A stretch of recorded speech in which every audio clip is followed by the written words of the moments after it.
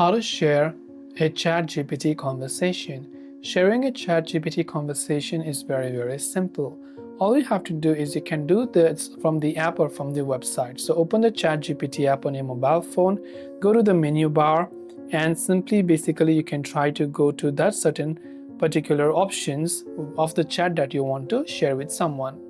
When you do that, tap on this three dots icon from the top right hand side of the chat and tap on the share button that you can see here.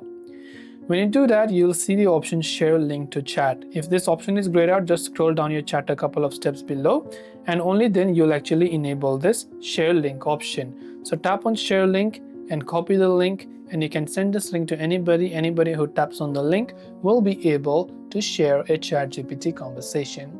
So I hope this video helped you out. If you have got any further questions, do feel free to leave them down below.